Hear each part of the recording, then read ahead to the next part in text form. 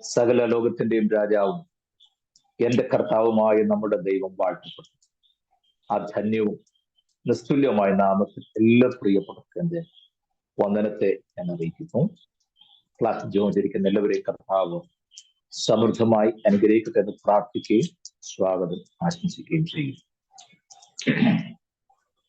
പതിവിന് വിപരീതമായി മറ്റൊരിടത്തിരുന്നാണ് ഞാൻ ഇന്നത്തെ ക്ലാസ് ഒരുമിച്ച് കൂടാൻ അവസരം ഒരുക്കിയത്.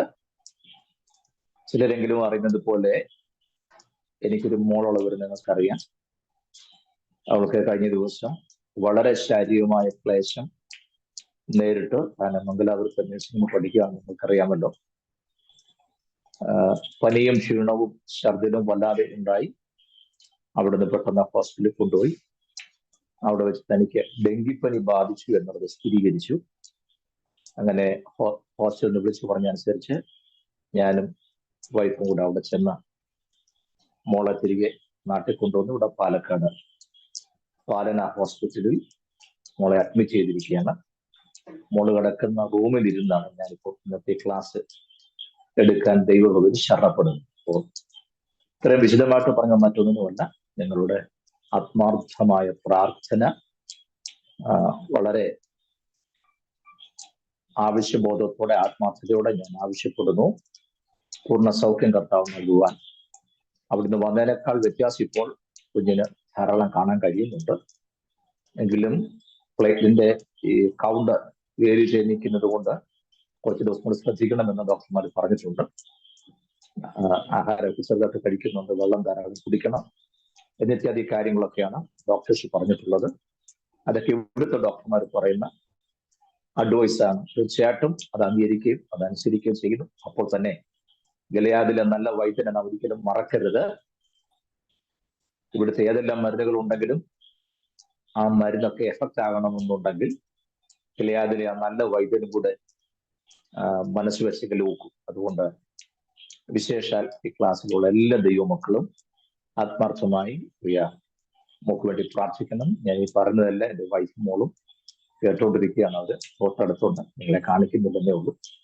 റൂമും എൻ്റെ വേഷമൊക്കെ കണ്ടപ്പോൾ നിങ്ങൾക്ക് മനസ്സിലായി കാണും. പതിവിന് വിപരീതമായിട്ടാണല്ലോ ഇന്ന് പാസ് ഇരിക്കുന്നതൊക്കെ മനസ്സിലായില്ലേ? ഓക്കെ, മോള് കിടക്കുന്ന റൂമിലാണ് ഇരിക്കുന്നത്, അതുകൊണ്ടാണ്. പക്ഷെ അതിന്റെ പേരിൽ നമ്മൾ ക്ലാസ് മുടക്കുക എന്നുള്ളത് ശരിയല്ല. അതുകൊണ്ട് ഇതൊന്നും നമ്മുടെ ദൈവജന പഠനത്തിന് തടസ്സമാകാനും പാടില്ല. അതുകൊണ്ട് നമ്മുടെ ആത്മാർത്ഥമായ പ്രാർത്ഥന മോക്ക് വേണ്ടി ഞാൻ അപേക്ഷിക്കുന്നു. നമ്മളെല്ലാവരും വളരെ ഗൗരവത്തോടെ ആവശ്യത്തിൽ പ്രാർത്ഥന സഹായിക്കണമെന്നുള്ള അപേക്ഷയോടെ കൂടെ നമുക്ക് ദൈവജന പഠനത്തിലേക്ക് പ്രവേശിക്കാം. സംഖ്യാപുസ്തകം 25-ാം അധ്യായത്തിലെ വിഷയം ഒന്നുകൂടെ ഓർപ്പിക്കണമെന്ന് 1-2 പേര് റിക്വസ്റ്റ് ചെയ്തു. റിക്വസ്റ്റ് ചെയ്തിട്ട് പറഞ്ഞത് പാസ്സായി ഞങ്ങൾ ആദ്യമായിട്ടാണ് ആ ഒരു ഭാഗം ശ്രദ്ധിക്കുന്നതെന്ന് പറഞ്ഞു. അപ്പൊ അതുകൊണ്ട് മാത്രം അത് പ്രത്യേകിച്ച് വിശദീകരിക്കണുള്ളതെന്ന് എനിക്ക് തോന്നുന്നില്ല. സാധാരണ വായിക്കുമ്പോൾ തന്നെ കാര്യം മനസ്സിലാകും, പ്രത്യേകിച്ച് വ്യാഖ്യാനമൊന്നുമില്ല. നമ്മള് നിന്റെ സഹോദരിയായ സോദോമിന്റെ അകൃത്യമോ എന്ന് പറഞ്ഞ് സോദോമിൽ ദൈവം ന്യായവിധി ഇറക്കുമ്പോൾ അതിന്റെ പിന്നിലെ കാരണങ്ങൾ എന്തൊക്കെയാണെന്നാണ് നമ്മൾ പഠിച്ചുകൊണ്ടിരിക്കുന്നത്. നമ്മുടെ പഠനം സോദോമിലെ ന്യായവിധിയല്ല, ജേർണി ഓഫ് ഫെയ്ത്ത്, വിശ്വാസത്തിന്റെ യാത്ര. ഈ അനുധാവനത്തിൽ നമ്മൾ അബ്രഹാം, ഇസ്ഹാക്ക്, യാക്കോബ് എന്നീ പിതാക്കന്മാരുടെ ജീവിതത്തിലൂടെ ഒന്ന് നടന്ന് അവരെങ്ങനെയാണ് ദൈവത്തെ പ്രസാദിപ്പിക്കുന്നത് മനസ്സിലാക്കുക എന്നുള്ള നമ്മുടെ പഠനത്തിന്റെ ഉദ്ദേശം. അതിനിടയിൽ ഒഴിവാക്കാൻ പാടില്ലാത്ത പ്രധാനപ്പെട്ട ഭാഗങ്ങളാണ് നമ്മൾ അനലൈസ് ചെയ്ത് പോകുന്നത്. അത് വളരെ ശ്രദ്ധയോടെ പഠിക്കേണ്ട ഒരു കാര്യമാണ് ഇപ്പോൾ ഞാൻ ഈ പറഞ്ഞ സംഖ്യാപുസ്തകം 25-ാം അധ്യായത്തിലെ. കാരണം നിർഭയ സ്വൈരം എന്നുള്ള ഭാഗമാണ് ഞാൻ വിശദീകരിച്ചുകൊണ്ടിരുന്നത്. തീൻ പുളപ്പും ഗർവവും മറ്റൊന്ന് നിർഭയ സ്വൈരം. അടുത്ത വാക്ക് നമുക്ക് വായിക്കണം, ഞാൻ അങ്ങോട്ട് വരുന്നത് ഇതൊന്നും പറഞ്ഞോട്ടെ. അപ്പൊ നിർഭയ സ്വൈരം എന്ന് പറഞ്ഞാൽ യാതൊന്നിനെ കുറിച്ച് ഒരു ഭയമില്ലാതെ, ഒന്നിനെയും കൂസാതെ ജീവിക്കുന്ന ഒരു ജീവിത രീതി. ഞാൻ ആലോചിച്ച് നോക്കിയിട്ട് അത് വിശദീകരിക്കേണ്ട കാര്യം എങ്ങോട്ട് നോക്കിയാലും ഞാൻ ഇപ്പൊ പറഞ്ഞ കാര്യമായി കാണാനുള്ളൂ. ആരാരെയാ കൂസുന്നത്? ആരാർക്കാ അർഹമായ പരിഗണന നൽകുന്നത്? ആരാർക്കാണ് വേണ്ട വിധത്തിലുള്ള ഒരു ആദരവ് നൽകുന്നത്? അതൊന്നും ചെയ്യുന്നില്ല. അപ്പോൾ എന്നോട് റിക്വസ്റ്റ് ചെയ്തുകൊണ്ട് മാത്രം ഞാൻ ആ ഭാഗം പറയാം. ഇസ്രയേൽ ജനം ദൈവത്തിന് വിരുദ്ധമായി, നിങ്ങൾ ആ സംഖ്യാപുസ്തകം എടുത്തിട്ടുണ്ടെങ്കിൽ ഞാൻ കഴിഞ്ഞ ക്ലാസ്സിൽ പറഞ്ഞതാണ്, ഒന്ന് പറഞ്ഞു പോകണമെന്ന് ആവശ്യപ്പെട്ടുകൊണ്ട് മാത്രം ഞാൻ അവിടെ നിന്ന് ആവശ്യപ്പെട്ട പേരൊന്നും ഞാൻ പറയുന്നില്ല. നിങ്ങൾ 25-ാം അധ്യായം എടുത്തി.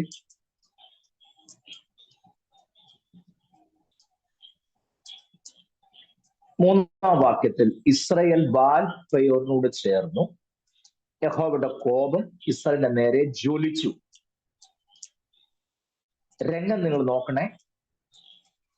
എന്ന് പറഞ്ഞാൽ ജീവനുള്ള ദൈവത്തെ ഭജിച്ചു പോകുന്ന ഇസ്രയേൽ ജനം വീണ്ടും അന്യദേവന്മാരെ സേവിച്ച് പരസംഗം ചെയ്ത് ദൈവകോപം അവരുടെ മേൽ ജ്വലിക്കുന്ന സന്ദർഭം. അങ്ങനെ ഇരിക്കുമ്പോൾ ഈ ദൈവകോപത്തിൽ നിന്നും വല്ല വിധേനും രക്ഷപ്പെടാൻ എന്താണ് വഴി എന്നുള്ള ചിന്തയിൽ നിങ്ങൾ 6-ാമത്തെ വാക്യം ആരെങ്കിലും എടുത്തു വരുന്ന വായിക്കാമോ? 25-ാം അധ്യായത്തിന്റെ 6-ാമത് വാക്യം.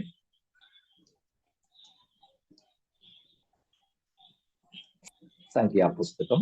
എന്നാൽ മോശയും സമാഗമന കൂടാരത്തിന്റെ വാതിൽക്കൽ കരഞ്ഞുകൊണ്ടിരിക്കുന്ന ഇസ്രായേൽ മക്കളുടെ സർവ്വസഭയും കാണെ ഒരു ഇസ്രായേലിൻ തന്റെ സഹോദരന്മാരുടെ മധ്യത്തിലേക്ക് ഒരു മിദ്യാനെ സ്ത്രീയെ കൊണ്ടുവന്നു. അഹരോൻ പുരോഹിതന് മതി. Thank you. നോക്കണേ, ഈ സന്ദർഭത്തിൽ മോശ അവിടെ ഉണ്ട്, അഹരോൻ അവിടെ ഉണ്ട്, അഹരോന്റെ തലമുറകൾ അവിടെ ഉണ്ട്.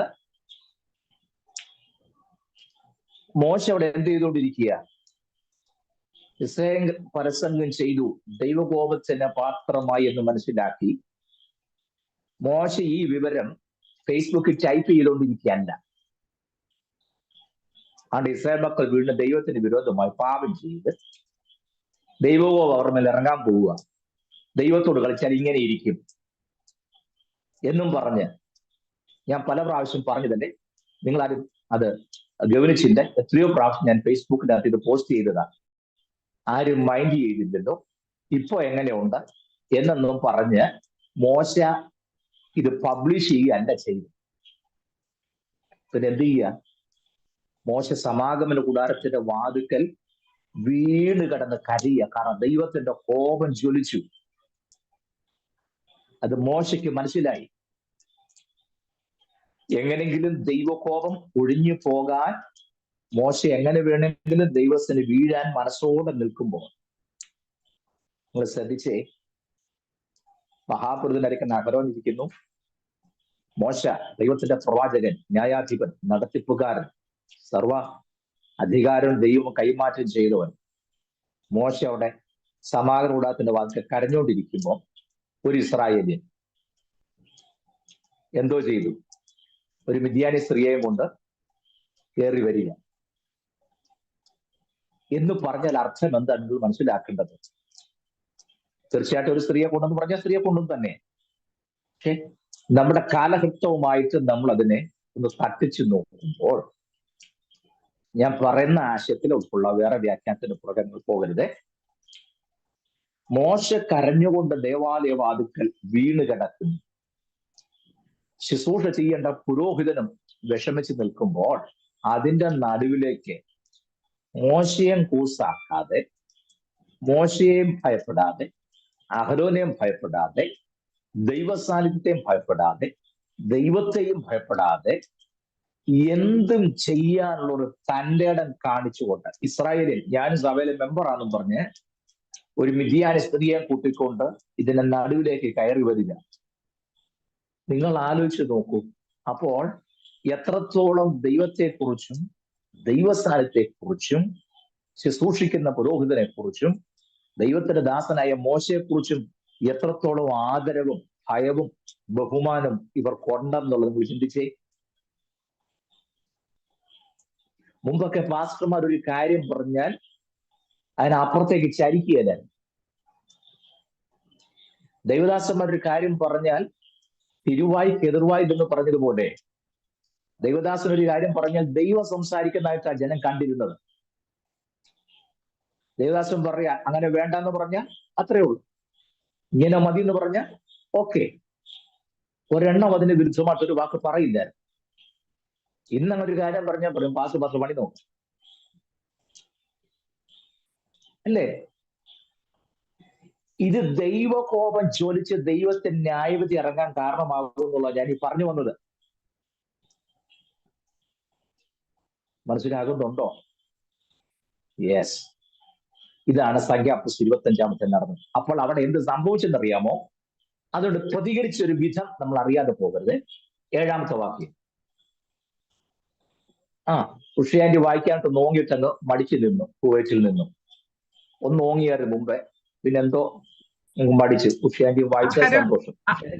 അഹരോൻ പുരോഹിതന്റെ മകനായ എലിയാസറിന്റെ മകൻ ഫിനഹാസ് അത് കണ്ടപ്പോൾ സഭയുടെ മധ്യേ നിന്നും എഴുന്നേറ്റ് കയ്യിൽ ഒരു കുന്തമെടുത്ത് ആ ഇസ്രായേലിയന്റെ പിന്നാലെ അന്തപുരത്തിലേക്ക് ചെന്ന് ഇരുവരെയും ഇസ്രായേലിയനെയും ആ സ്ത്രീയെയും തന്നെ അവളുടെ ഉദരം തുളയ്ക്കും വണ്ണം കുത്തി.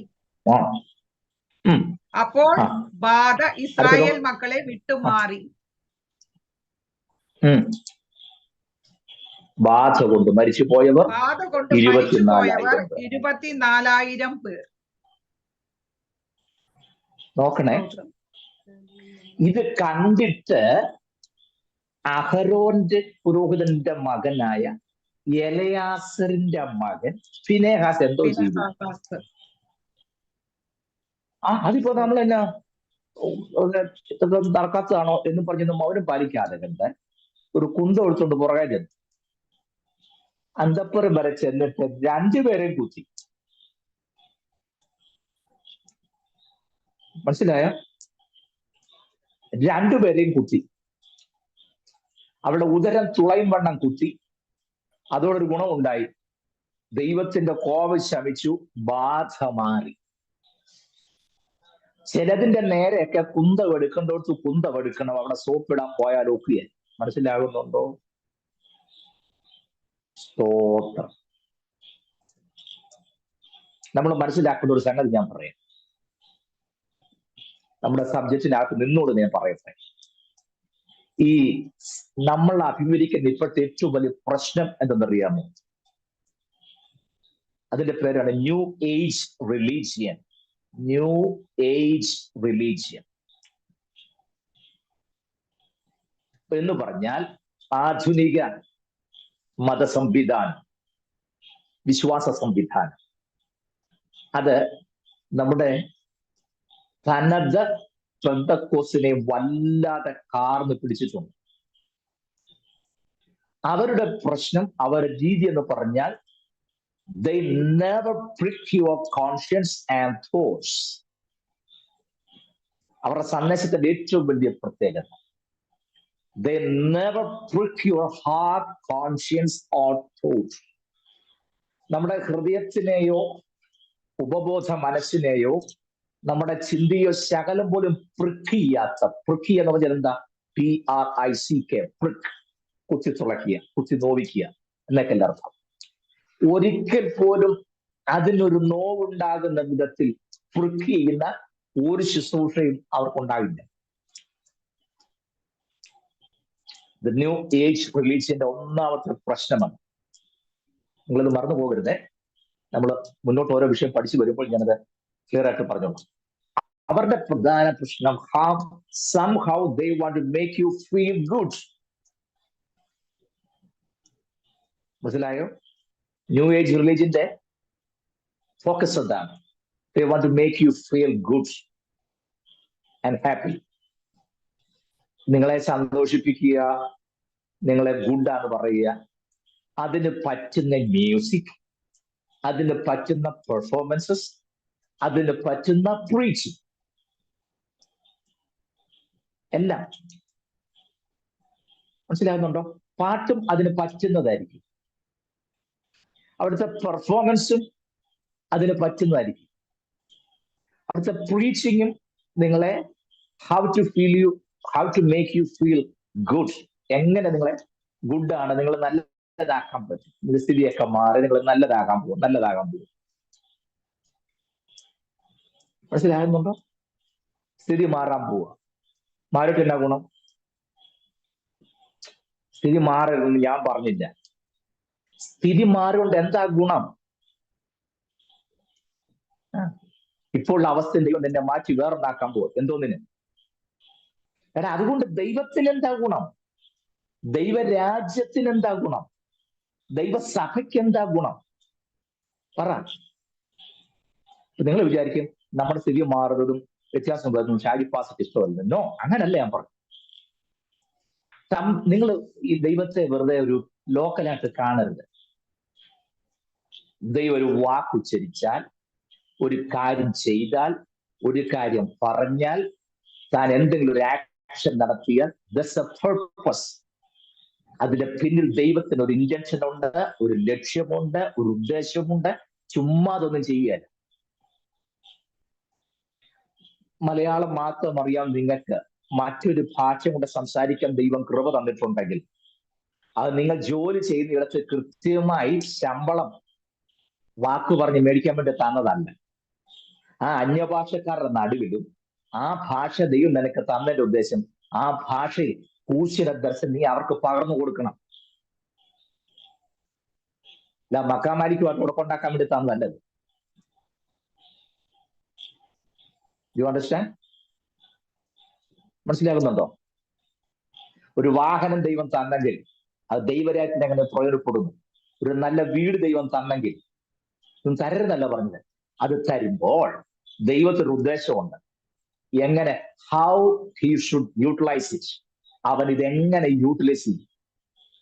ദൈവം നിങ്ങൾക്ക് എന്ന വീട് ഏത് വിധത്തിലാണ് ദൈവരാജ്യത്തിന് ഗുണപ്പെടുന്നത്? പറ. സ്തോത്രം. ഏത് നിമിഷം കയറി വരാവുന്ന ഒരു വീടാണോ ദൈവമക്കൾക്ക്? നിങ്ങൾ ചുമ്മാ ഞാൻ പറഞ്ഞ കേട്ടോണ്ട് ഗേറ്റും വാലും തുറന്നിട്ടേക്കരുത്. ഞാൻ ആ ആശയത്തില്ല, ഞാൻ പറയുന്ന ആശയത്തിൽ ഉൾക്കൊള്ളാം. ഷാജിപ്പാസ് പറഞ്ഞു ദൈവരാജ്യത്തിന് കൊള്ളാമെന്നു പറഞ്ഞു വീടും പൂട്ടാതെ ഗേറ്റും പൂട്ടാതിരിക്കണമെന്നല്ല ഞാൻ പറഞ്ഞേ. മനസ്സിലാകുന്നുണ്ടോ? പക്ഷേ ദൈവം തന്നതാണെന്ന് ബോധ്യമുണ്ടെങ്കിൽ ദൈവത്തിന്റെ നമ്മൾ ബോർഡൊക്കെ എഴുതി വെക്കും, ക്രിസ്തു ഭവനത്തിന്റെ നാഥനാണെന്നൊക്കെ. അങ്ങനെയാണെങ്കിൽ കർത്താവിനെ അടച്ചുപൂട്ടി വെക്കാതെ തുറന്നു വിടണ്ടേ? വേണോ? വേണം. അങ്ങനെയാണ് ആ നില അവന് ദൈവത്തിന് പ്രയോജനപ്പെടണം. ദൈവം തന്നതെല്ലാം അതനുസരിച്ച് ദൈവത്തിനും കൂടെ പ്രയോജനപ്പെടണം എന്ന ഉദ്ദേശത്തിലാണ് ദൈവം നമുക്ക് ഓരോന്നും തരുന്നത്. ക്ലിയർ ആണ് ഞാൻ പറഞ്ഞത്? അപ്പൊ ദൈവം നമ്മുടെ സ്ഥിതി മാറ്റുന്നൊന്നും ഞാൻ പറഞ്ഞില്ല. നിങ്ങൾ അങ്ങനെ ചിന്തിക്കരുത്. ഞാനൊരു കാര്യം ചോദിക്കാം, വഴക്കുമായിട്ടൊന്നും വരരുതേ. ഈ നമ്മൾ കേൾക്കുന്നതെല്ലാം സ്ഥിതി മാറ്റാൻ പോകുന്നതാണ് ഈ പറഞ്ഞുകൊണ്ടാണ് ഞാൻ ചോദിക്കുന്നത്. ഏതായാലും നമ്മളെക്കാൾ വിശ്വാസവും സ്നേഹവും കരുതലും ഒക്കെ കർത്താവിനെ നേരിട്ട് അനുഭവിച്ചറിഞ്ഞവരാണല്ലോ 12 അപ്പോസ്തലന്മാരും. ആണോ? ഷൈനി സിസ്റ്റർ മാത്രം തലയാട്ടി. സജിനും സമ്മതിച്ചു. പോയിട്ടിന്ന് എന്താ പറയാ, സോളി സിസ്റ്ററൊക്കെ ആട്ടണോ വേണ്ടോ എന്ന് ആലോചിക്കുന്നുണ്ട്. മനസ്സിലായി? ഓക്കെ, ഞാനത് അംഗീകരിച്ചോട്ടു, നിങ്ങളുടെ സ്വാതന്ത്ര്യത്തിൽ പറഞ്ഞത്. എന്റെ ചോദ്യം, 3.5 വർഷം കർത്താവിനെ മുട്ടി ഒരുമിച്ചിരുന്ന ഭക്ഷണം കഴിച്ച് തിന്നുകൂടി ചുറങ്ങി കർത്താവിന്റെ സകല ശുശ്രൂഷയ്ക്ക് സാക്ഷ്യം വഹിച്ച 12 അപ്പോസ്തലന്മാർ അല്ലേ? എന്റെ ചോദ്യം, അവർ സകലവും വിട്ട് കർത്താവിന്റെ പിന്നാലെ ഇറങ്ങി 3.5 വർഷം കർത്താവിനോടൊപ്പം ഉണ്ടായി. അതിനുശേഷം കർത്താവ് ക്രൂശിക്കപ്പെട്ടു, സ്വർഗാരോഹണം ചെയ്ത് ഉയർത്തതിലേക്ക് സ്വർഗത്തിലേക്ക് പോകും. എന്റെ ചോദ്യം, ഈ 3.5 വർഷം കൊണ്ട് ഈ 12 അപ്പോസ്തലന്മാരിൽ ആർക്കെങ്കിലും ഒരാൾക്കെങ്കിലും അവർക്ക് മുൻപുണ്ടായിരുന്ന അവസ്ഥയിൽ നിന്ന് 1 ഇഞ്ച് വ്യത്യാസം ഈ 3.5 വർഷം കഴിഞ്ഞപ്പോൾ ഉണ്ടായവരുണ്ടോ?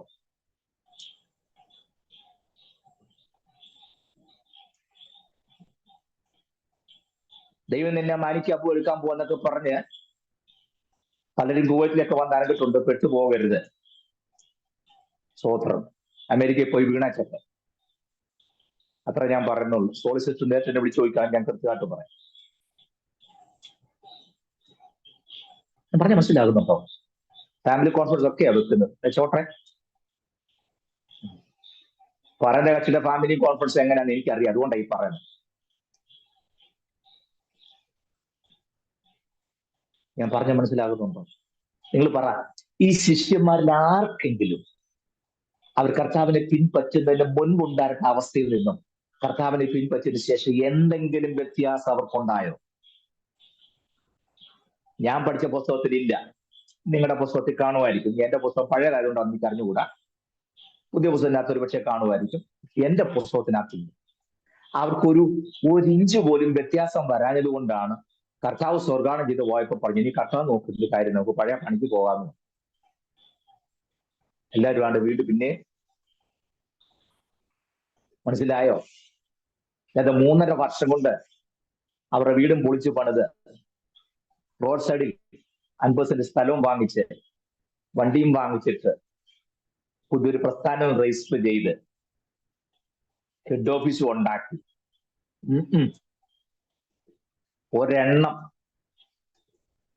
ഞാൻ ഇതൊക്കെ പറഞ്ഞുകൊണ്ടാണ് എല്ലാവർക്കും എന്നോട് കലിപ്പും ദേഷ്യവും. എന്നോട് കലിപ്പും ദേഷ്യം ഉണ്ടായിട്ട് കാര്യമില്ല. ഇനി കർത്താവ് തരുന്ന ആയതിന്റെ അന്ത്യം വരെ ഞാൻ ഇതൊക്കെ തന്നെ പറയുള്ളൂ. അങ്ങനെയൊക്കെ തന്നെ പോകണമെന്നാണ് എന്റെ ആഗ്രഹം. ബാക്കി എങ്ങനെയും കിടന്നോ. അതിൻ്റെ അർത്ഥം നമ്മൾ ദാരിദ്ര്യത്തിൽ കിടക്കണമെന്നല്ല, പ്ലീസ്, അങ്ങനെ നിങ്ങൾ ചിന്തിക്കരുത്. ദൈവമക്കൾ തന്നെ മാന്യമായി അന്തസ്സായിട്ട് നല്ല ആഹാരം കഴിച്ചും ജീവിക്കണം. എനിക്ക് നല്ല ആഹാരം കഴിക്കണമെന്ന താല്പര്യം, അത് നല്ല രുചിയായിട്ടും കഴിക്കണമെന്ന് ആഗ്രഹമുള്ളതാണ്. പിന്നെ അതില്ലേ, ഉള്ള ആഹാരം രുചിയായിട്ടും കഴിക്കും. നല്ല ആഹാരം നല്ല രുചിയോടെ കഴിക്കാനാണ് എനിക്ക് ആഗ്രഹം. ഇനി കിട്ടിയില്ലെങ്കിൽ കിട്ടുന്ന ആഹാരം നല്ല രുചിയായിട്ടും കഴിക്കും ഞാൻ. എന്താ കുഴപ്പം? വിശന്നിട്ട് കതിര് പറത്തി തിന്നവന്റെ, വിശന്നിട്ട് അത്തിയെ നോക്കി കിട്ടാമെന്നും ശപിച്ചവന്റെ പുറകെ നമ്മൾ ഈ നടക്കുന്നത്. ഇതൊക്കെ ആരോട് പറയാൻ? അന്നേരം നമ്മൾ പറഞ്ഞ എന്റെ വീട്ടിൽ ആഹാരം കുറയുകയില്ല, ആവശ്യങ്ങളൊന്നും മുടങ്ങുകയില്ല. സ്തോത്രം. ഈ ഞാൻ വിഷയത്തിൽ നിന്ന് വിട്ടുപോകുന്ന എനിക്ക് എന്നെ സംശയം. എന്റെ ദൈവത്താൽ ഞാൻ അനുഗ്രഹം പ്രാപിക്കും. സാധ്യമേ, എല്ലാം സാധ്യമേ, എന്നേശുവൻ കൂടെയുള്ളതാണ്. ഈ പാട്ടൊക്കെ നമ്മൾ പാടുന്നത്. എനിക്ക് ദൈവത്തെ കൊണ്ട് കഴിയാത്തതായിട്ടൊന്നുമില്ലെന്നൊക്കെ പറയുമ്പോൾ അത്ര അങ്ങോട്ട് യോജിക്കാൻ പറ്റുന്നില്ല. ഞാൻ നോക്കിയപ്പം ദൈവത്തെ കൊണ്ട് കഴിയാത്ത ഒരു 10-30 കൂട്ടം കാര്യം പുസ്തകത്തിലുണ്ട്. ഞാൻ പഠിച്ചതിന്റെ പെശകായിരിക്കും എന്റെ തോന്നൽ. ദൈവത്തിന് അസാധ്യമായിട്ടൊന്നുമില്ല എന്ന് നെഞ്ചത്തടിച്ച് പറയുമ്പോൾ ദൈവത്തെ കൊണ്ട് സാധിക്കാത്ത 10-30 കൂട്ടം കാര്യങ്ങളെ കുറിച്ച് വേദോസത്തിലുണ്ട്. നാളെ ഇനി അതിന്റെ പേര് പൊളിയും പൊളിച്ചുകൊണ്ട് എന്നെ നേരെ വരരുത്. ഞാൻ അതിന്റെ പുറകെ പോവുകയാണ്. അത് പിശാചിന്റെ തന്ത്രമാണെന്ന് എനിക്കറിയാം. പുസ്തകത്തിലുണ്ട്, നന്നായിട്ട് മനസ്സിരുത്തി വായിച്ചാൽ ദൈവത്തിന് കഴിയാത്ത കാര്യങ്ങൾ എന്തൊക്കെയാന്ന് പുസ്തകത്തിലുണ്ടെന്നേ. ഓതർ ഇപ്പൊ തന്നെ ഇറങ്ങിപ്പോയി ചെയ്യരുത്. വീഡിയോ ഓൺ ചെയ്തവരുടെ മുഖം അറിയാൻ വേണ്ടി ഞാൻ നിർത്തിയേ. Praise the Lord. ക്ലാസ്സിന് വന്ന അബദ്ധമായോ എന്നൊക്കെയാ ചിന്ത. അല്ലല്ല, നിങ്ങൾ ദൈവത്തെ നമ്മുടെ സ്കെയിലിനകത്ത് അളക്കരുത്. പറയാൻ മനസ്സിലായോ? നമ്മുടെ സ്കെയിൽ കൊണ്ട് ദൈവത്തെ അളക്കരുത്. അതൊക്കെ നമുക്ക് വരുന്ന മിസ്റ്റേക്ക്. പോട്ടെ. അപ്പോൾ നിർഭയ സ്വൈരം എന്ന് പറയുമ്പോൾ ഒന്നിനെയും കൂസാത്ത, അതാ ഞാൻ ഒന്ന് വിശദീകരിക്കുന്നത് പറഞ്ഞുകൊണ്ട് മാത്രം ഞാൻ സംഖ്യ 25-ാം അധ്യായം എടുത്തത്. നോക്കണേ, പാസ്റ്ററെ ശ്രദ്ധിക്കാതെ, സെൻട്രൽ പാസ്റ്ററെ ശ്രദ്ധിക്കാതെ, ശുശ്രൂഷന്മാരെ മൈൻഡ് ചെയ്യാതെ ഞാൻ എന്റെ തനിഷ്ടപ്രകാരം ചെയ്യും എന്നുള്ള നിലയ്ക്ക് വന്നത് കൊണ്ടാണ് ഫിനെഹാസിന് കുന്തം എടുക്കേണ്ടതായിട്ട് വന്നത്. സ്തോത്രം. സമാഗമനകൂടാരം പോലുള്ള ഒറിജിനൽ സഭയ്ക്കകത്ത് തോന്നിവാസം കാണിച്ചാൽ കുന്തം എടുക്കാൻ ഗാഡ്സ് ഉള്ള ഫിനെഹാസുമാർ അവിടെ കാണും. നമുക്ക് പറ്റിയ കുഴപ്പമെന്നറിയാമോ? കുന്തം പോയിട്ടൊരു മൊട്ടുസൂചി പോലും സഭയിലില്ല. ഇനി ഉണ്ടാക്കാൻ എടുക്കാനും നോക്കിയല്ല, എടുത്താൽ പിന്നെ ഒറ്റോട്ടം പോലും സഭയിലും കാണുകയല്ലോ. സ്തോത്രം. ഞാനൊരു കാര്യം പറയാം, ഒറിജിനൽ ചർച്ച ആണെന്നുണ്ടെങ്കിൽ അങ്ങനല്ല. തെറ്റ് കണ്ടാൽ തെറ്റ് തെറ്റാണെന്നും ശരിയാണെങ്കിൽ ശരിയാണെന്നും, കുന്തം എടുക്കുന്നിടത്ത് കുന്തവും ചാട്ടവാർ എടുക്കുന്നത് ചാട്ടവാറും എടുത്ത കർത്താവിനെ നമ്മൾ കണ്ടിട്ടുള്ളൂ. മനസ്സിലായോ? അല്ല ഏത് സാഹചര്യത്തിന്റെ ഒപ്പം തോളെ കൈട്ടുണ്ട് പോകുന്നതിന്റെ പേരല്ല ആത്മീയം. നിങ്ങൾക്ക് മനസ്സിലായി വിശ്വസിക്കുന്നു. എന്റെ ശബ്ദം നിങ്ങൾക്ക് ക്ലിയർ ആണോ? നല്ല മഴയുണ്ട്, അതിന്റെ ശബ്ദം നിങ്ങൾക്ക് ഡിസ്റ്റർബ് ആവുമെന്ന് ഞാൻ ചോദിച്ചത് ഇല്ലല്ലോ? ഓക്കെ, ഞാൻ മടങ്ങി വരുന്നു. അപ്പോൾ നമുക്ക് ദൈവത്തെ ഭയം വേണം, ദൈവദാസന്മാരെ ഭയം വേണം, ദൈവസഭയെ ഭയം വേണം, വീട്ടിലാണ് മാതാപിതാക്കളെ ഭയം വേണം. ഒന്നുപോലെ രണ്ടാമത്തെ മാതാക്കളുടെ തട്ടിക്കയറും സംസാരിക്കൊന്നും ചെയ്യരുത്. കിട്ടുന്ന ചാൻസ് ഞാൻ പലപ്പോഴും ഓർക്കും, ദാവീദിനൊക്കെ സമ്മതിക്കണം.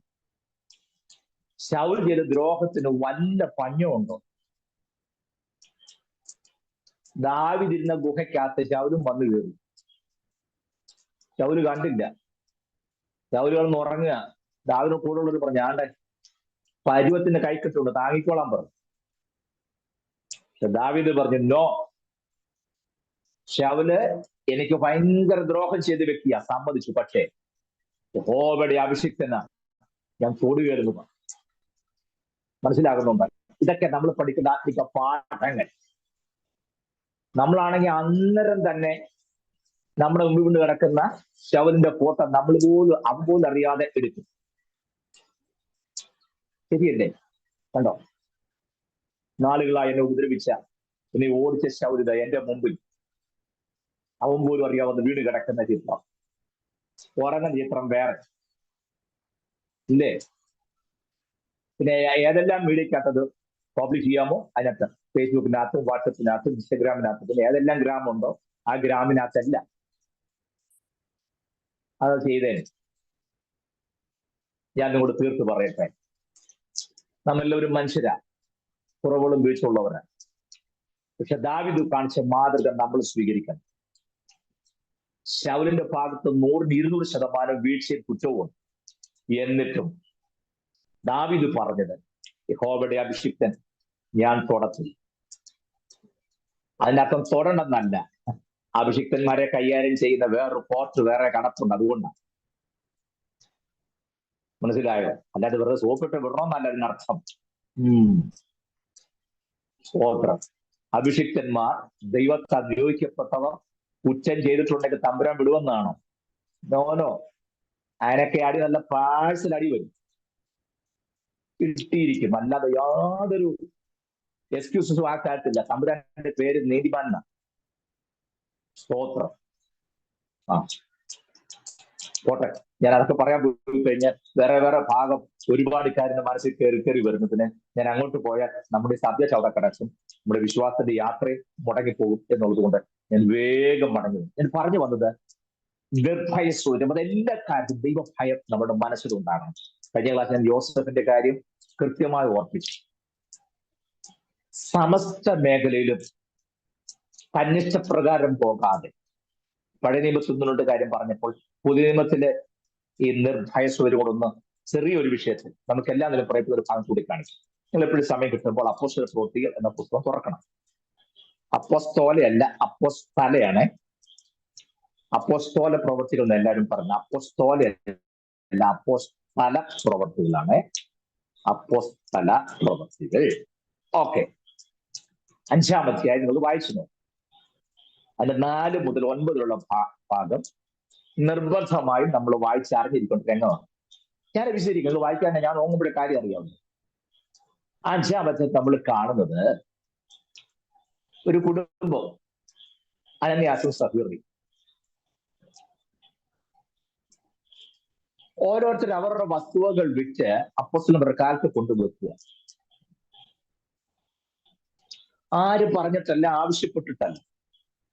അപ്പോസ്തലന്മാർ അങ്ങനെ ഒരു കാര്യമേ വേണ്ടിയിട്ടില്ല. അതുകൊണ്ട് തന്നെ അതൊരു ഉപദേശവുമല്ല.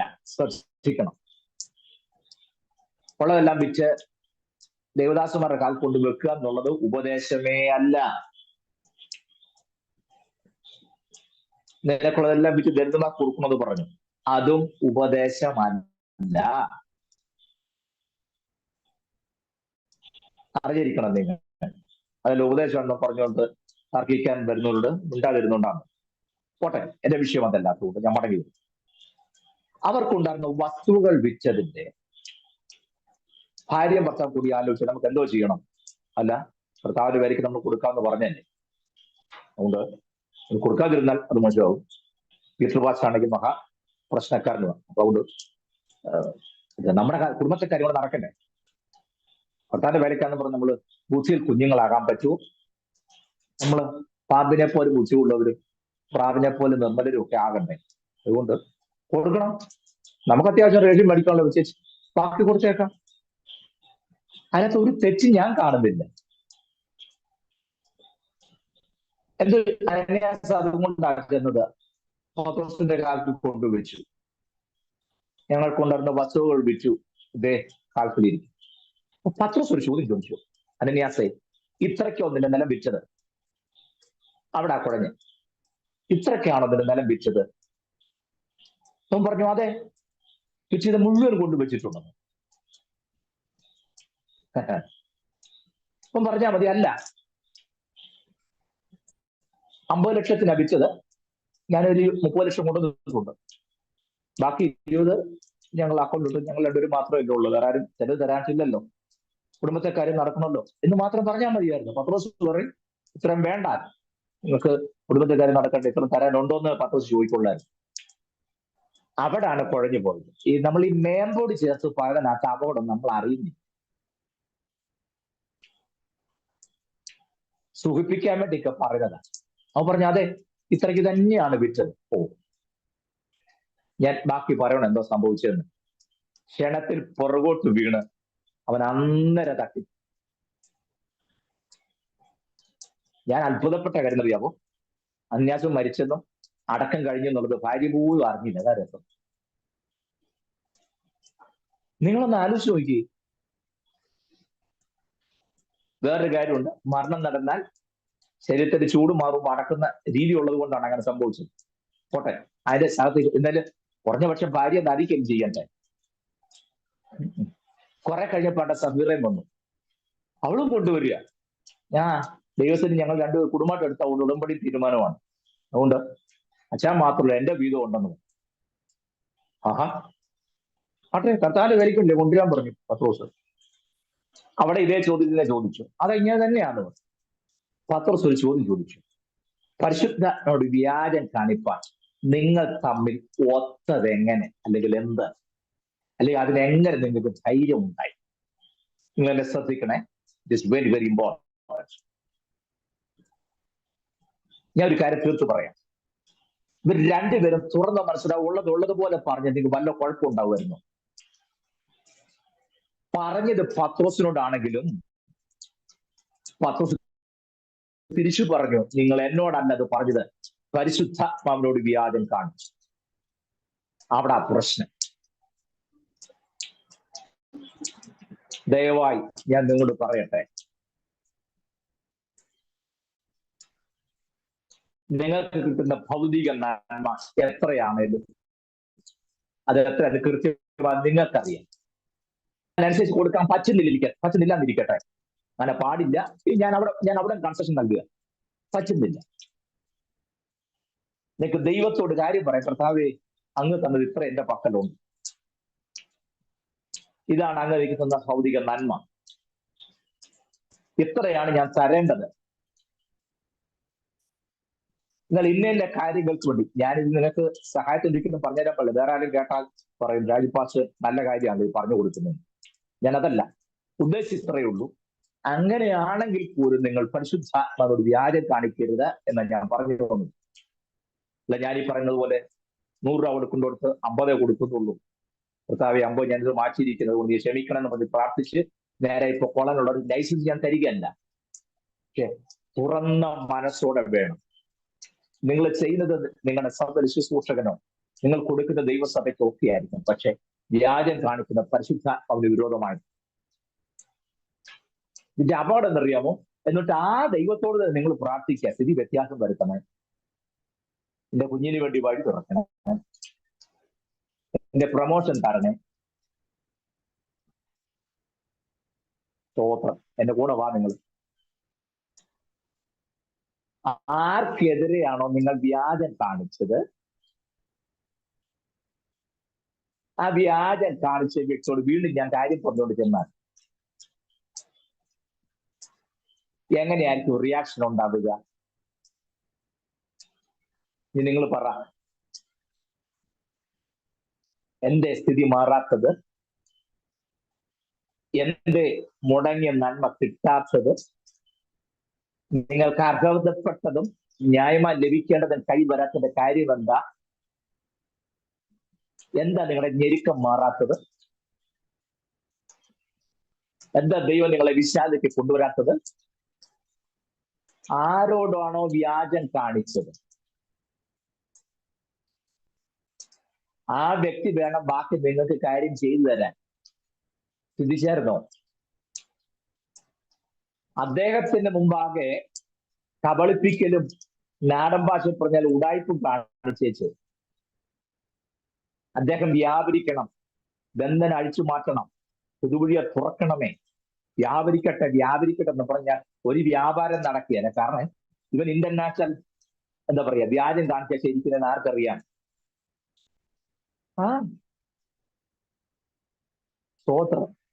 പാപത്തെക്കുറിച്ചും നീതിയെക്കുറിച്ചും ന്യായവിധിയെക്കുറിച്ചും ബോധം വരുത്തുന്ന പരിശുദ്ധാത്മാവ് വേണ്ട നമ്മുടെ വിഷയത്തിൽ ഇടപെടാൻ.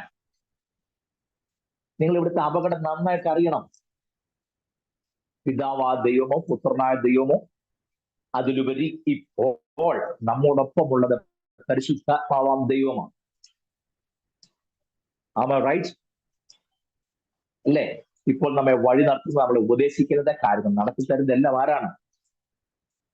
അതിനകത്ത് പിതാവും പുത്രനും ഇവിടെ ഇല്ലെന്നല്ല, ശിശോട്ടിലെ റോളാണ് ഞാൻ പറഞ്ഞത്. പുത്ര സ്വർഗാരം ചെയ്ത് പോയപ്പോൾ പരിശുദ്ധാത്മാവിനെ നമുക്ക് തന്നു, പരിശുദ്ധാത്മാവ് ഇറങ്ങി വന്നു. ഇപ്പോൾ കാര്യങ്ങൾ ചെയ്ത പരിശുദ്ധാത്മാവാണ്.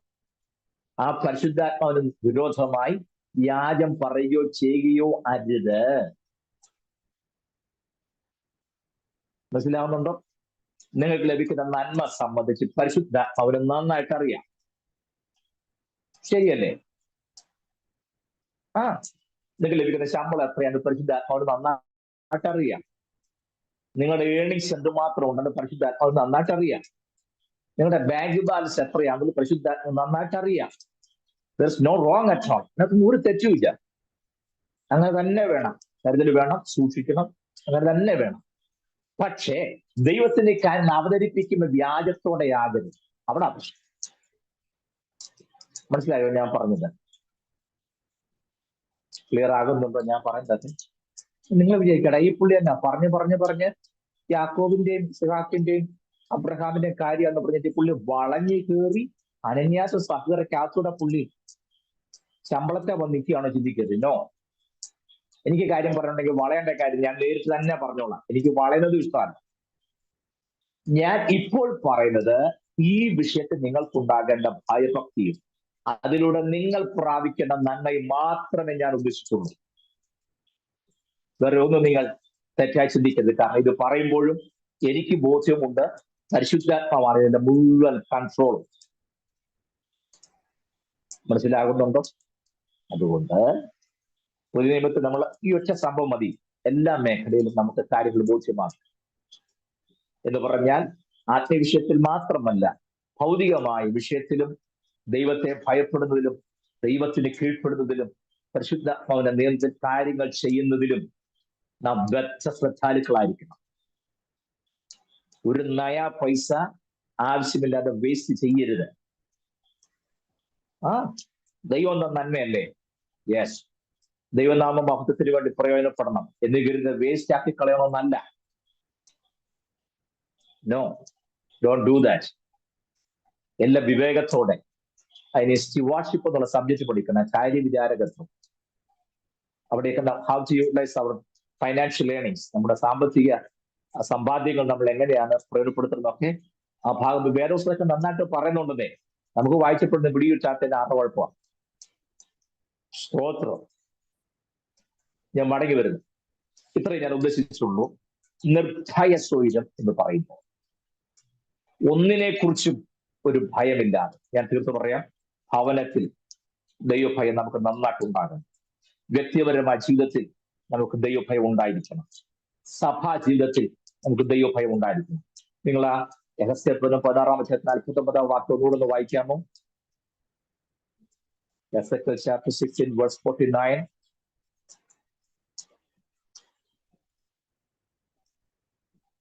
വീഡിയോ ഓൺ ചെയ്തവരെല്ലാം പോയോ? രണ്ടു പേർ സഹോദരിയായ സോദോമിന്റെ അകൃത്യമോ, ഗർഭവും തീൻപുളക്കും നിർഭയ സ്വൈര്യവും അവൾക്കും അവളുടെ പുത്രന്മാർക്കും ഉണ്ടായിരുന്നു. എളിയവനെയും ദരിദ്രനെയും അവൾ അടുത്ത വാക്ക് വായിച്ചു. കറക്റ്റാ, വായിച്ചു. എളിയവനെയും ദരിദ്രനെയും അവൾ സഹായിച്ചതുമില്ല. അവർ അഹങ്കാരികളായി എന്റെ മുമ്പിൽ വിമർശിക്കുക ചെയ്തു. എളിയവനെയും ദരിദ്രനെയും സഹായിച്ചതുമില്ല. എളിയവനെയും ദരിദ്രനെ സഹായിച്ചിരുന്നും പറഞ്ഞിപ്പോ അവിടെ തീ ഇറക്കേണ്ട കാര്യം.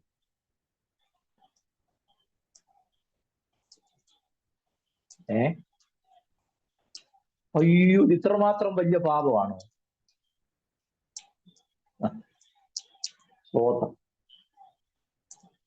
സോദോമിന്റെ പാപം പറഞ്ഞപ്പോൾ വ്യാജം പറയാത്ത, പോഷ്കു പറയാത്ത പരിശുദ്ധാത്മാവ് കൃത്യമായി എഴുതി ചേർത്ത ഒരു സെന്റൻസ് ഇപ്പൊ വായിച്ചു കേൾപ്പിച്ചു. എളിയവനെയും ദരിദ്രനെയും ആദരിച്ചില്ല. സ്തോത്രം. ഞാൻ തീർത്തു പറയാം, ദൈവകോപം ജ്വലിച്ചിറങ്ങുന്ന പാപത്തിൽ മുൻപന്തിയിൽ നിൽക്കുന്ന ഒരു സംഗതിയാണ് എളിയവനെയും ദരിദ്രനെയും ആദരിക്കാതിരിക്കുക എന്നുള്ളത്. മനസ്സിലാകുന്നു? എളിയവനെ ആദരിക്കണം. 40 സംഘത്താണല്ലോ വായിക്കുന്നത്. എളിയവനെ ആദരിക്കുന്ന ഭാഗ്യവാൻ, അനർത്ഥ ദിവസത്തിൽ യഹോവ അവനെ വിടുവിക്കും. കണ്ടോ? അല്ലെ? 40 ദിവസം വെള്ളം കുടിക്കാതെ ഉപവസിക്കുന്ന ഭാഗ്യവാൻ, അനർത്ഥ ദിവസത്തിൽ യഹോവ അവനെ വിടുവിക്കുമെന്നല്ല. ഒറ്റ ദിവസം പോലും ഉപവസിച്ചില്ലെങ്കിലും കുഴപ്പമൊന്നുമില്ല. എളിയവനെ ആദരിക്കാനും മാനിക്കാനും കൂട്ടായ്മ കാണിക്കാനും മനസ്സുള്ളവനെ ദൈവം ആദരിച്ചിരിക്കും. സ്തോത്രം. സോദോമിന്റെ പാപം പറഞ്ഞപ്പോൾ ആ പാപത്തിനകത്ത് നിഴലിച്ചിരുന്ന പാപത്തിലെ പ്രധാന ഭാഗം എളിയവനെയും ദരിദ്രനെയും ആദരിച്ചില്ല. ആദരിക്കാൻ കയ്യിലില്ലാഞ്ഞിട്ടല്ല, കയ്യിലുണ്ടായിരുന്നു. ആദരിക്കാൻ കഴിയുമായിരുന്ന അറിയുകയും ചെയ്യാം, പക്ഷെ മനഃപൂർവ്വം ചെയ്തില്ല. തുള്ളിയതും ചാടിയതും കൊണ്ടൊന്നും ഒരു ഗുണവും ഇല്ലെന്നേ. മനസ്സിലാക്കുന്നുണ്ടോ? നമ്മളെപ്പോഴും നമ്മൾ ഇടപെടുക സഹകരിക്കേണ്ടത് എളിയവരോടാണ്. അവരോട് വേണം കൂടുതൽ സ്നേഹവും ആദരവും, എന്താ പറയാ, അറ്റാച്ച്മെന്റും ഒക്കെ നമുക്ക് കാണിക്കാൻ. നിങ്ങൾക്ക് ബോധ്യമാകുന്നുണ്ടോ ഞാൻ പറഞ്ഞത്? അവരോട് വേണം കൂട്ടായ്മ കാണിക്കാൻ, അവരോട് വേണം കൂടുതൽ സംസാരിക്കാൻ, അവരോട് നമ്മുടെ സ്നേഹം നന്നായി പ്രകടിപ്പിക്കേണ്ടത്. ആരോട്? എളിയവരോടും ദരിദ്രരോടും. അല്ലാതെ ഹൈ സ്റ്റാൻഡേർഡിനോട് മാത്രമല്ല. സ്റ്റാൻഡേർഡ് ഒന്നും വിടണ്ട. നമ്മുടെ സ്റ്റാൻഡേർഡ് എന്താ?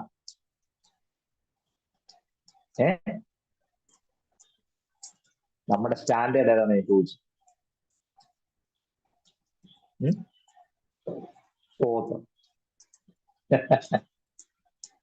ഞാന് വേദോസത്തിൽ പരിശോധിച്ചപ്പോൾ സ്റ്റാൻഡേർഡ് കൂടിയ ഏറ്റവും വലിയ വ്യക്തിയായിരുന്നു പൗലോസ്. എബ്രായന് ജനിച്ച എബ്രായൻ, ബെന്യാമിൻ ഗോത്രക്കാരൻ, ന്യായപ്രമാണം സംബന്ധിച്ച് പരീശൻ, അനിന്യൻ എന്നൊക്കെ പറഞ്ഞിട്ട് പൗലൂസ് പറയാണ്, ക്രിസ്തുവേശു പാപി രക്ഷിപ്പാൻ ലോകത്തിൽ വന്നു എന്നുള്ള വിശ്വാസ്യവും എല്ലാവരും അംഗീകരിപ്പാൻ യോഗ്യവുമായ വചനം തന്നെ. ആ പാപികളിൽ ഞാൻ ഒന്നാമൻ. പൗലൂസിന്റെ സ്റ്റാൻഡേർഡ്.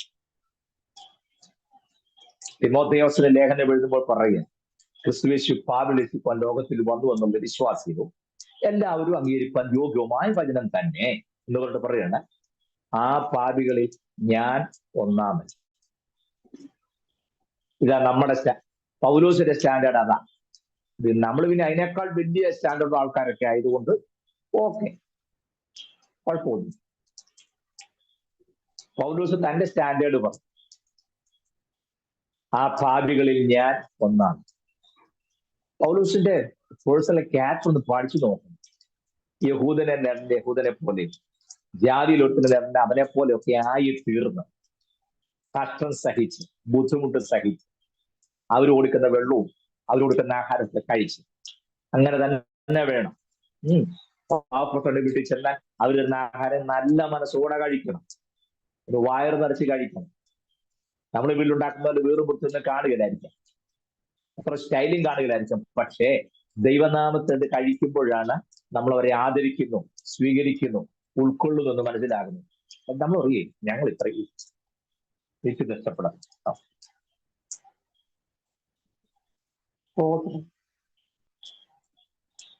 പോട്ടെ, എന്റെ മനസ്സിൽ ഒരുപാട് കാര്യങ്ങൾ വരുന്നു, ഞാൻ അവിടെ നിന്ന് മാറും. ഞാൻ പറഞ്ഞത് അവർക്ക് ന്യായവിധി വരുന്ന കാരണമായ പ്രധാനമായ വിഷയം എടുത്തു പറയുന്നു: എളിയവനെയും ദരിദ്രനെയും ആദരിച്ചതുമില്ല. ഞാൻ ഒരു കാര്യം തീർത്തു പറയാം, തമ്പുരാന്റെ തീ തലമേൽ ഇറങ്ങാൻ പറ്റുന്ന പാപങ്ങളിൽ പ്രധാനപ്പെട്ട പാപമാണ് എളിയവനെയും ദരിദ്രനെയും ആദരിക്കാതിരിക്കുക. അതാണ് സോദോം ഗൊമോറയിൽ സംഭവിച്ചത് എന്ന് ഞാനല്ല, വേദപുസ്തകം പറയുന്നു. എന്റെ സഹോദരിയായ സോദോമിന്റെ അകൃത്യമോ ഗർവവും തീൻപുളപ്പും നിർഭയസ്വൈരവും അവൾക്കുണ്ടായിരുന്നു മാത്രമല്ല, എളിയവനെയും ദരിദ്രനെയും ആദരിച്ചതുമില്ല. സ്തോത്രം. സ്റ്റാൻഡേർഡ് ഉള്ളവരെ മാത്രമല്ല, എളിയവരോടും ദരിദ്രരോടും നമുക്കൊരാദരവ് ഉണ്ടാകണം. മനസ്സിലായോ ഞാൻ പറഞ്ഞത്? സ്തോത്രം. എന്ന് പറഞ്ഞാൽ ദൈവകോപത്തിൽ നിന്ന് രക്ഷപ്പെടാൻ തമ്പുരാൻ നമ്മുടെ സ്പിരിച്വൽ ക്യാരക്ടർ ശ്രദ്ധിക്കുന്നുണ്ടെന്ന് അർത്ഥം. നമ്മൾ സാക്ഷി പറഞ്ഞത് എങ്ങനെ, പാട്ടുപാടിയത് എങ്ങനെ, പ്രസംഗിച്ചത് എങ്ങനെ, പ്രാർത്ഥിച്ചത് എങ്ങനെ, ഉപദേശ രീതി എങ്ങനെ, ഇതൊന്നും ദൈവത്തിന്റെ വിഷയമല്ല. നമ്മുടെ സ്പിരിച്വൽ ക്യാരക്ടർ എങ്ങനെയുണ്ട്? ഗർവമുണ്ടോ? തീൻപുളപ്പ്, ഭക്ഷണത്തോടുള്ള നമ്മുടെ ആറ്റിറ്റ്യൂഡ് എന്താണ്? It's a great sin. Yes, you have to know that. നിർബന്ധമായിട്ട് പറഞ്ഞിരിക്കേണ്ട കാര്യമാണ്. ഞാൻ കഴിഞ്ഞ ക്ലാസ്സിൽ പറഞ്ഞല്ലോ, നമ്മുടെ ശരീരം എന്താ പറയാ, ഒരു ഡംപിങ് യാർഡ് ആക്കി മാറ്റരുതെന്ന്. ഡംപിങ് യാർഡ് എന്തിനാണെന്ന് ഞാൻ പറഞ്ഞല്ലോ. സ്ത്രീലൊക്കെ ബോക്സ് വെച്ചിട്ടുണ്ട്, അതിനകത്താണ് വീടിന്റെ വേസ്റ്റ് എല്ലാം കൊണ്ടിടുന്നത്. ആ വേസ്റ്റ് എല്ലാം ഒരു ലോറി വന്ന് അതെല്ലാം കളക്ട് ചെയ്യും, അതെല്ലാം കൊണ്ട് നിക്ഷേപിക്കാൻ സ്ഥലമുണ്ട്. അതുകൊണ്ട് ഡംപ് ചെയ്യുന്ന സ്ഥലത്തിന് ഡംപിങ് യാർഡ് ഈ പറയുന്നു. നമുക്ക് പരിശുദ്ധ വസിക്കാനുള്ള മന്ദിരമായ നമ്മുടെ ശരീരത്തെ ഡംപിങ് യാർഡാക്കി മാറ്റരുതെന്നാ ഞാൻ ഈ പറഞ്ഞേ. ഇത് മനസ്സിലാകുന്നുണ്ടോ? സ്തോത്രം. അതുകൊണ്ടാ തിമോത്തി എന്ന് പറഞ്ഞു ഉണ്മാനും ഉടുപ്പാനും ഉണ്ടെങ്കിൽ മതി എന്ന് വിചാരിപ്പിക്കും. അങ്ങനൊരു വാക്യമേ ഉള്ളതായിട്ട് ആർക്കും അറിയത്തില്ല. ഉണ്ണാനും ഉടുക്കാനും ഉണ്ടെങ്കിൽ മതി എന്ന് വിചാരിപ്പേ. പൗലോസ് പറഞ്ഞ കാര്യം തിമോത്തിയോസിനോട്. എന്നാലേ പറഞ്ഞു ഇതല്ല, ഇത് പൊളിച്ച് മാറ്റി 3500 സ്ക്വയർ ഫീറ്റ് യെസ് ദൈവം നിനക്കൊണ്ട് ഒരുക്കുന്നു. എന്തോന്നു മുമ്പൊക്കെ പാടുമായിരുന്നു, എനിക്കായിട്ട് യേശു നായകൻ ഒരുക്കുന്നുണ്ട് ഒരു ഭവനം, അങ്ങനെ പാടിക്കൊണ്ടിരുന്നു. അപ്പൊ അത് പാടുകയല്ല, കാരണം കുമളിയിലെ തങ്കച്ചൻ പാസ്റ്റർ പറഞ്ഞു ഈ വീട് പൊളിച്ച് വേറെ പണിയാൻ പോവുകയാണ്. ഇനി അതും പറഞ്ഞുകൊണ്ടിരുന്നു. അപ്പൊ നിങ്ങൾക്കൊരു ചിന്ത, ഷാജി പാസ്റ്റർക്ക് ഒരു നല്ല വീടിന്റെ കാര്യവും നല്ല ഡ്രസ്സിന്റെ കാര്യവും നല്ല വണ്ടി കിട്ടുന്ന കാര്യം പുള്ളിക്ക് എന്തോ വലിയ ശത്രുതയാണ്. നല്ലെന്നേ, ഇതെല്ലാം കിട്ടണമെന്ന് എനിക്കും ആഗ്രഹമുള്ള കൂട്ടത്തില്ല. നല്ലൊരു വീടും നല്ലൊരു വണ്ടി ഒക്കെ കിട്ടിയാൽ കൊള്ളാന്ന് എനിക്കും ആഗ്രഹമൊക്കെ ഉണ്ട്. പക്ഷെ ഞാൻ അതിന്റെ പുറകെ അല്ല, അതാ വിഷയം. മനസ്സിലാകുമോ ഞാൻ പറഞ്ഞത്?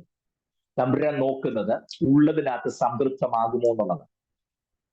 നിങ്ങൾ വിശുദ്ധി എന്ന സബ്ജക്റ്റ് പഠിക്കുകയാണെങ്കിൽ വിശുദ്ധിയുടെ ഒന്നാമത്തെ ലക്ഷണമാണ് സംതൃപ്തി, വെള്ളയുടുപ്പല്ല.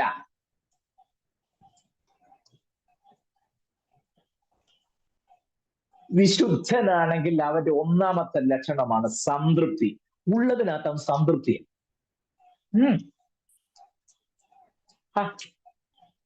വിശുദ്ധനായ ദൈവപുരുഷനായിരുന്നു എലീശ. തെളിവ് പറഞ്ഞു, അപ്പം നിനക്ക് പിടി കിട്ടും. മനസ്സിലാകുന്നോ? നമ്മുടെ വഴിയായി കൂടെ കടന്നു പോകുന്ന ഇയാൾ വിശുദ്ധനായ ഒരു ദൈവപുരുഷൻ. ഭർത്താവിനോട് പറഞ്ഞു, നമുക്ക് ചുവരോടുകൂടി ഒരു മാളിക പറി പണിതുണ്ടാകും. അതിനകത്തൊരു ചെറിയ കട്ടില് ചെറിയൊരു മേശയും ചെറിയൊരു വിളക്കും. പുള്ളിക്കെല്ലാം ചെറുത് മതി. ഏതോസം പറഞ്ഞതാണ്. അന്നേരം നമ്മളോട് പ്രവാചകൻ പറഞ്ഞ ഇതിനേക്കാൾ വലുത് വരാൻ പോവുക. എലീശാ പ്രവാചകനേക്കാൾ വലിയ പ്രവാചകനൊന്നും അല്ലല്ലോ ഈ ദൂത് പറഞ്ഞ പ്രവാചകനാണ്. എനിക്ക് തോന്നുന്നില്ല, വിചാരിക്കും നമ്മുടെ പ്രവാചകന്മാർ ഇതെല്ലാം ഇതിനപ്പുറം പറയുന്നവരാണ്. ചുവരോടുകൂടി ചെറിയ മാളിക മുറി, ചെറിയ റൂം, മാൻഷൻ അല്ല ഉദ്ദേശിക്കുന്നത്, ചെറിയ റൂം. ചുവര് വേണം, ഭിത്തി വേണം, ഓപ്പൺ ആയിട്ട് കിടക്കരുത്. അതെന്താ? ഈ സഹോദരിക്ക് മനസ്സിലായി ഇദ്ദേഹം പ്രാർത്ഥനാ മനുഷ്യനാണ്. പക്ഷെ പുള്ളി പ്രാർത്ഥിക്കുന്ന ലോകരെ കാണിക്കുന്ന പുള്ളിക്ക് താല്പര്യമില്ല. അതുകൊണ്ട് ഓപ്പൺ ആയിട്ട് കിടക്കുന്ന റൂം വേണ്ട, മറച്ചത് മതി. ഇത് വല്ലതും ആരോട് പറയാൻ? നമ്മൾ പ്രാർത്ഥിച്ചെങ്കിൽ അത് 10 പേര് അറിഞ്ഞെങ്കിലും നമുക്കൊരു തൃപ്തിയുള്ളൂ. ഇല്ലെങ്കിൽ നമ്മൾ തന്നെ സാക്ഷി നമ്മൾ പറയത്തില്ലേ, കഴിഞ്ഞ രാത്രിക്കാലം ദൈവസഭയ്ക്ക് വേണ്ടിയും പ്രിയ കുഞ്ഞോച്ചാന്റെ കുടുംബത്തിന് വേണ്ടിയും സജീവത്തിന്റെ കുടുംബത്തിന് വേണ്ടിയും ദൈവസഭ വളർച്ചയ്ക്ക് വേണ്ടി ഇടിയിൽ നിൽക്കുവാൻ തക്കൊണ്ടുമായി ഇടയാ തീരുവാൻ തക്കൊണ്ട് സാധിച്ചു. അത്രയും പറഞ്ഞെങ്കിലും നമുക്കൊരു മനസമാധാനവും. പറഞ്ഞ സഭയ്ക്ക് വേണ്ടി ഞാൻ കഴിഞ്ഞ രാത്രി പ്രാർത്ഥിച്ചെന്ന്. അത് നീ എന്തിനാ ഇവിടെ പറഞ്ഞേ?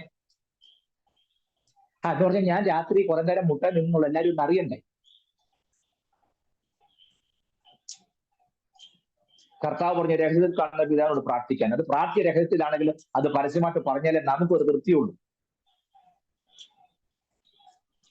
കർത്താവ് പറഞ്ഞ രഹസ്യത്തിൽ കാണുന്ന പിതാവിനോട് പ്രാർത്ഥിക്കാൻ അല്ലേ? ആ രഹസ്യമായി പ്രാർത്ഥിച്ചത് 10 പേരോട് പറഞ്ഞില്ലെങ്കിൽ നമുക്കൊരു സമാധാനമുണ്ട്. ഇല്ല. എലീശ അങ്ങനല്ല. എലീശ പ്രാർത്ഥനാ മനുഷ്യനാണ്, പക്ഷെ അത് ലോകരെ കാണിച്ചുകൊണ്ടല്ല. അതുകൊണ്ട് ഭർത്താവിനോട് പറഞ്ഞു, ഓപ്പൺ വാൾ ആകരുത്, ചുവര് നന്നായിട്ട് വേണം, ഒരു ചെറിയ കട്ടിൽ. വിശുദ്ധനായ ദൈവപുരുഷനാണ്, അദ്ദേഹത്തിന് ചെറിയ കട്ടില് മതി, ചെറിയ മേശ മതി, ചെറിയ സ്റ്റൂള് മതി, ചെറിയ വിളക്ക് മതി. നമ്മളാണെങ്കിൽ പറയുമ്പോൾ ഈ ശുശ്രൂഷയിൽ ഒതുങ്ങിപ്പോയി. ഇത്രയും ശുശ്രൂഷ ചെയ്തിട്ടും പുള്ളി ശുശ്രൂഷയിൽ ഒതുങ്ങിപ്പോയി. നല്ല വീട് പോലും വെക്കാതെ ഒരു കൊച്ചു കൂനാച്ചിയിൽ വെച്ച് ഉണ്ടോ? ഇവ മറ്റേ അവരെയൊക്കെ നോക്കി അവരുടെ സ്ഥിതി ദൈവം മാറ്റി അല്ലേ? വിശുദ്ധിയുടെ ഒന്നാമത്തെ ലക്ഷണം സംതൃപ്തി. എലീശ ചെറിയ റൂമിനകത്ത് he was so content, he was so happy. ചെറിയ കട്ടില, that's enough. അത് മതി. ചെറിയൊരു മേശ മതിയല്ലോ, ചെറിയൊരു നിലവിളക്കും more than enough മതി. കണ്ടോ? ഇതാണ് വിശുദ്ധിയുടെ ഒന്നാമത്തെ ലക്ഷണം, സംതൃപ്തനായി. നിങ്ങൾക്ക് വല്ല മനസ്സിലാകുന്നുണ്ടോ? ദൈവനെ ചില വിശുദ്ധിയുടെ കാര്യം പറഞ്ഞ സമയത്ത് ഞാൻ പറയാം. അതോടെ ക്ലാസ് മിക്കാറും തീരുമാനിക്കും, എന്നാലും ഞാൻ പറയൂ. വിശുദ്ധിയുടെ ഒന്നാമത്തെ ലക്ഷണം സംതൃപ്തി. സംതൃപ്തി നമ്മുടെ ടോപ്പിക് അതല്ല, എങ്കിലും ഞാൻ പറഞ്ഞു നോക്കൂ. ദൈവഭക്തന്റെ ഏറ്റവും നല്ലൊരു ക്വാളിറ്റി ആയിരിക്കും സംതൃപ്തരായിരിക്കും. അല്ല എന്ത് കണ്ടാലും വേണമെന്നോ ചിന്താഗതി. ഈ ഷൂന് എന്തോ പോലെയായി, അത് ഞാൻ ഇതുപോലെ പ്രാർത്ഥിച്ചുകൊണ്ടിരിക്കുകയായിരുന്നു കേട്ടോ. ആന്റിയുടെ ബാഗ് കൊള്ളാമല്ലോ, ഇതെവിടെ നിന്ന് മേടിച്ചേ? ആന്റി എന്റെ ആന്റി ഞാൻ ഇതുപോലെ പ്രാർത്ഥിച്ചുകൊണ്ടിരിക്കുക. ഒറ്റ സ്തോത്രം. ആത്മാവിൽ നിറഞ്ഞ് പറയുന്നു. സമയം പോയി, ഞാൻ നിർത്തുന്നു. ഒരു കാര്യം ഞാൻ തീർത്ത് പറഞ്ഞ് അവസാനിപ്പിക്കുക. സോദോമിൽ ദൈവത്തിന് ന്യായവിധി ഇറങ്ങിയതിന്റെ കാരണങ്ങളിൽ പ്രധാനപ്പെട്ട ഒരു കാരണം ദരിദ്രനെയും എളിയവനെയും ഒന്നുമില്ലാത്തവനെയും ആദരിക്കാനുള്ള മനസ്സ് സോദോമിലെ ജനതയ്ക്കില്ലാതെ. സ്തോത്രം. അങ്ങനെയുള്ള ഒരു നല്ല ആറ്റിറ്റ്യൂഡും ക്യാരക്ടറും എന്ന് നമുക്കുണ്ടാകുന്നോ അന്ന് മാത്രമേ ദൈവപ്രസാദം ഉണ്ടാകൂ. ഒറ്റ കാര്യം ഞാൻ അവസാനിപ്പിക്കാം. കർത്താവ് ആരോടാ കൂടുതൽ ഇടപെട്ടത്? സമ്പന്നന്മാരോടാണോ? അല്ല. സമൂഹത്തിൽ ഏറ്റവും ഒറ്റപ്പെട്ട, ആരും പരിഗണിക്കാത്ത, ആർക്കും വേണ്ടാത്ത സമൂഹത്തോടാണ് കർത്താവിന് അറ്റാച്ച്മെന്റ് കൂടുതൽ. പന്നിയെ വളർത്തുന്നതൊക്കെ കൂട്ടത്തിൽ കർത്താവ് കയറി നിൽക്കുവോ? യഹൂദൻ നിഷിദ്ധമായി നിൽക്കുന്ന പന്നിയെ വളർത്തിയവന്റെ പ്രശ്നം പരിഹരിക്കാൻ കർത്താവ് ചെല്ലുവോ? ആലോചിച്ച് നോക്കും. നമ്മളാണ് അതിന് പോകാൻ അവരൊക്കെ ജാതികളാണ്.